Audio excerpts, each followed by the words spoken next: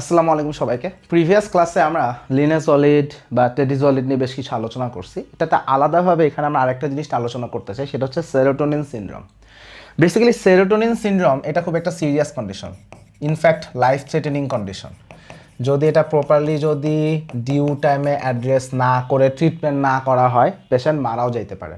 So লিনেজলিডের সাথে serotonin সিনড্রোমের একটা সম্পর্ক আছে। সাধারণত সেরোটোনিন সিনড্রোম আসলে আমরা তখনই হতে দেখি যখন কোনো একটা পেশেন্ট আমরা দেখি যে এক্সেসিভ অ্যামাউন্ট অফ সেরোটোনিন ব্লাডে চলে আসছে, সার্কুলেশনে চলে আসছে। তাহলে আমরা জানি যে সেরোটোনিন এইটা আমরা যখন দেখব যে এটার কনসেন্ট্রেশন অনেক বেশি বেড়ে যায়, তখন আমরা দেখব যে মেন্টাল স্ট্যাটাস অল্টারেশন হচ্ছে, অটোনমিক সিস্টেম সেখানে আমরা চেঞ্জেস আসতে দেখি, নার্ভাস সিস্টেমে চেঞ্জেস আসতে দেখি, এবং তখন পেশেন্টে আমরা খুব সিরিয়াস কিছু প্রেজেন্টেশন নিয়ে তাদের আসতে দেখি। সো দেখা যাচ্ছে এক্সেসিভ অ্যামাউন্ট অফ সেরোটোনিন যদি আমরা দেখি ব্লাডে এটার কনসেন্ট্রেশন খুব বেশি বেড়ে যায়, তখনই সেরোটোনিন সিনড্রোমটা আসলে অ্যারাইজ করে। সাধারণত ড্রাগের সাথে সেরোটোনিন সিনড্রোমের সম্পর্কটা কি?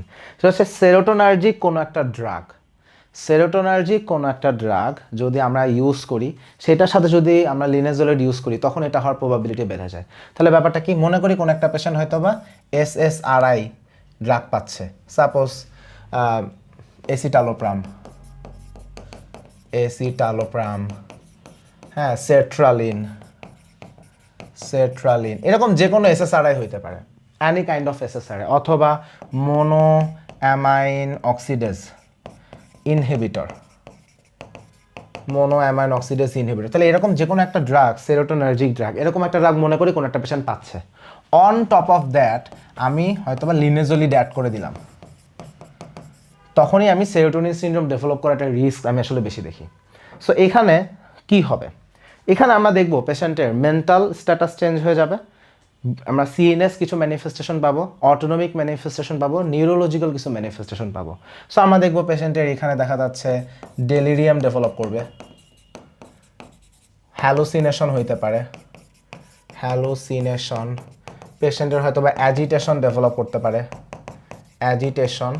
সিজার হইতে পারে, ইনফ্যাক্ট পেশেন্টের কোমাও হইতে পারে। তাহলে হাইপার অ্যাক্টিভিটি, হ্যালুসিনেশন, ডেলিরিয়াম এইগুলো আমরা পাইতে পারি। বা পেশেন্ট হয়তো বা অ্যাজিটেশন বা অ্যাংজাইটি, হয়তো বা একদম মাইল্ড স্ট্যাটাসে হয়তো বা অ্যাংজাইটি, অ্যাজিটেশন এগুলো নিয়ে আসবে, বাট আস্তে আস্তে ডেলিরিয়াম, হ্যালুসিনেশন, সিজার, কোমা এগুলো ডেভেলপ করে ফেলতে পারে। আবার আমরা দেখবো তার অটোনমিক ডিস্টারবেন্স হবে, তখন আমরা কি দেখব? আমরা দেখব পেশেন্টের ব্লাড প্রেশার অনেক বেশি, আমরা দেখব পেশেন্টের পালস অনেক বেশি, আমরা দেখব পেশেন্টের এখানে ইনক্রিজড আমরা দেখব সোয়েটিং অনেক বেশি। তাহলে সোয়েটিং বেড়ে যায়, বডি টেম্পারেচার খুব হাই হয়ে যায়, সোয়েটিং অনেক বেশি, পুরা চোখ মুখ দেখলে দেখো যে লাল হয়ে আছে। সো রেডনেস অর এরাইথেমা, হয়ে থাকে। তাহলে সহজ কথা, বিপি বেশি, পালস বেশি, পেশেন্টের রেসপিরেটরি রেট বেড়ে যায়। সো ট্যাকিপনিয়া, হ্যাঁ, এইগুলো আমরা দেখি, এরাইথেমা, ট্যাকিপনিয়া, সোয়েটিং, বডি টেম্পারেচার বেশি, পালস, বিপি, এগুলো সব বেশি। আর এর সাথে কি নিউরোলজিক্যাল কিছু ম্যানিফেস্টেশন আসবে। আমি দেখবো পেশেন্টের মায়োক্লোনাস বা পেশেন্টের যে রিফ্লেক্সগুলো আছে, টেন্ডন রিফ্লেক্সগুলো সব মানে হাইপার রিফ্লেক্সিয়া, মায়োক্লোনাস বা মাসল টোন, রিজিডিটি, এগুলো সব বেড়ে যাবে। তাহলে মাসল টোন বেড়ে যাবে বা রিজিডিটি, হ্যাঁ, এইগুলো সব বেড়ে যাবে। তাহলে এইরকম প্রেজেন্টেশন লাইফ থ্রেটেনিং কন্ডিশন হতে পারে। ইনফ্যাক্ট এটা যদি আরও খুব সিভিয়ার স্ট্যাটাসে চলে যায়, সেখান থেকে র্যাবডোমায়োলাইসিস হতে পারে। র্যাবডোমায়োলাইসিসের সমস্যাটা কি? র্যাবডোমায়োলাইসিস যদি ডেভেলপ করে, এইখান থেকে অ্যানি মোমেন্টে পেশেন্টের একটা একেআই হইতে পারে, সেখান থেকে পেশেন্ট মারাও যাইতে পারে।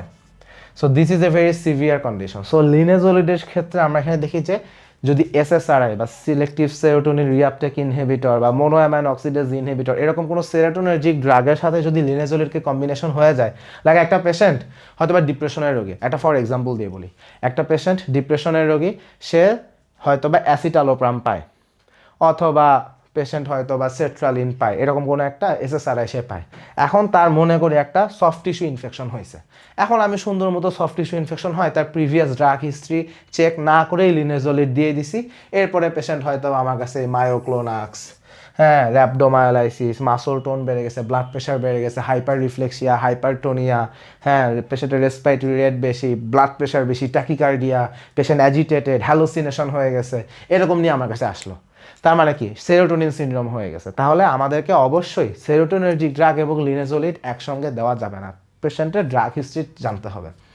তাহলে অল্টারনেটিভ ড্রাগ চিন্তা করতে হবে, অথবা সেরোটোনার্জিক যে ড্রাগগুলো আছে সে ড্রাগ বন্ধ করে দিতে হবে, একটা সলিউশনে আসতে হবে। তাহলে এইটা আমাদের হিসাব রাখতে হবে, বিকজ এই serotonin syndrome this is a very severe condition. If this happens, পেশেন্টকে অবশ্যই সাপোর্টিভ ম্যানেজমেন্ট নিতে হবে, সিরিয়াসভাবে এগুলো সব চেক আপ রাখতে হবে। পেশেন্টকে আমরা enough hydration, enough IV fluid আমরা দিব, র্যাপডোমায়োলাইসিস এটাকে মানে কন্ট্রোল করার জন্য, যেন ওখান থেকে যেন একেআই না হয়। সো ওটা তো আসলে ফ্লুইড ছাড়া তেমন কিছু করার নাই, ড্রাগ অফ করে দিতে হবে, সাপোর্টিভ ম্যানেজমেন্ট দিতে হবে। But this is A serious condition, severe condition. So এই জন্য আসলে এগুলো আমাদেরকে একটু কনসিডারেশন রাখতে হবে। সো সেরোটোনিন সিনড্রোম শুধু লিনেজোলিডের সাথে এসএসআরআই দিল হবে তা না, আরও অনেকগুলো জায়গাতেই সেরোটোনিন সিনড্রোম হইতে পারে। বাট এটা একটা কমন একটা সিনারিও। আবার দেখা যাচ্ছে কোন একটা পেশেন্ট সাপোজ লিনেজোলিড পায়, সেটার সাথে হয়তো বা সে সেন্ট জনস ওর্ট এটাও সে খাইছে, হ্যাঁ, তারও কিন্তু সেরোটোনিন সিনড্রোম হওয়ার রিস্ক খুবই বেশি। এটা এমআরসিপির কোশ্চেন, সো এরকম আমাদের এগুলো একটু এক্সাম্পল আমরা একটু জেনে রাখবো। সো এটা আমাদেরকে মাথায় রাখতে হবে। So serotonin syndrome this is a huge problem for us. So এটাকে আমাদের একটু মাথায় রাখতে হবে। তাহলে আমাদের লিনেজোলির যে অ্যাডভার্স ইফেক্টগুলো আমরা একটু বলে, যে হেমাটোলজিক্যাল যে অ্যাডভার্স ইফেক্টসগুলো, তারপর আমাদের যে নিউরোপ্যাথিগুলো হয়, তার সাথে সাথে আমরা একটু এটাও মাথায় রাখবো। আরেকটা জিনিস আমি একটু মাথায় রাখতে পারি, সেটা হচ্ছে ল্যাকটিক অ্যাসিডোসিসের একটা রিস্ক আসলে থাকে। যে সকল পেশেন্টকে আমরা লিনেজোলিড দিই, হ্যাঁ, লম্বা সময় ধরে দিচ্ছি, লাইক 2 সপ্তাহ ধরে দিচ্ছি, অনেক পেশেন্টের ক্ষেত্রে ল্যাকটিক অ্যাসিডোসিস হতে পারে, ল্যাকটিক অ্যাসিডোসিস হতে পারে।